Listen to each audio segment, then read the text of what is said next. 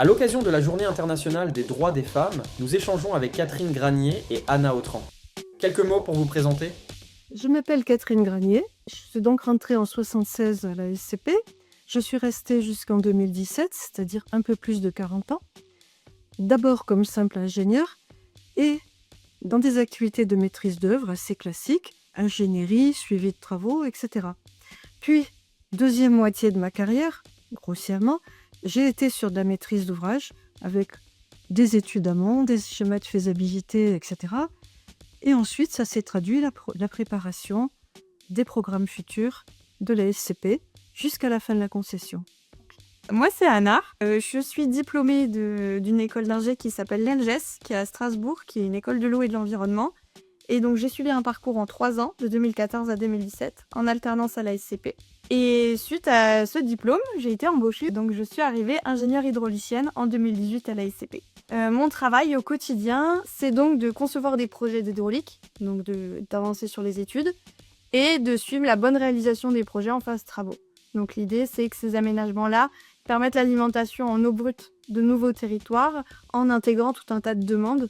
Donc, que ce soit pour l'irrigation agricole, pour le secours en eau potable des communes, pour la lutte contre les incendies, etc. Tout un tas d'usages à prendre en compte dans les projets. Votre place en tant que femme dans ce métier?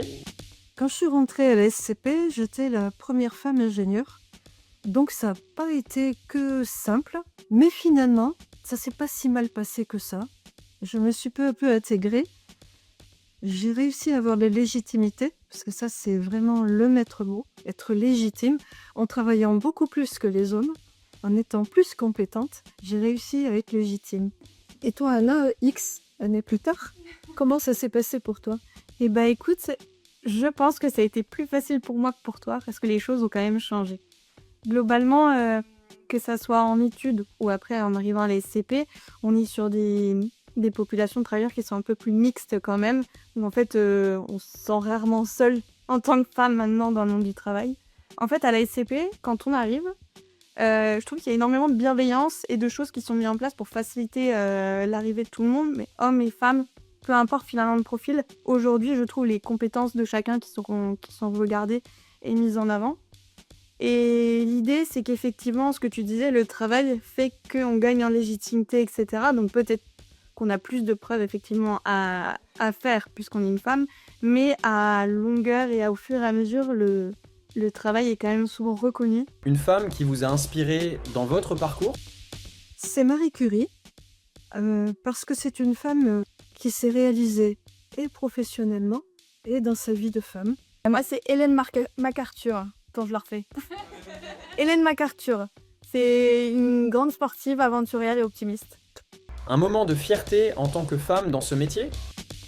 Alors, de façon générale, c'est à chaque fois que j'ai réussi un projet difficile, avec bien sûr les équipes associées. Et au sens plus large, c'est d'avoir appartenu à l'aventure du Canal de Provence. Eh bien écoute, moi le dernier moment de fierté, ou le premier, c'était la mise en service de mon premier chantier auquel j'avais participé, du coup évidemment en phase de travaux et aussi en phase d'études. Pourquoi c'est important d'avoir plus de femmes dans ce secteur? Il est important qu'il y ait plus de femmes, tout simplement. Il faut qu'il y ait des femmes et des hommes dans n'importe quel métier.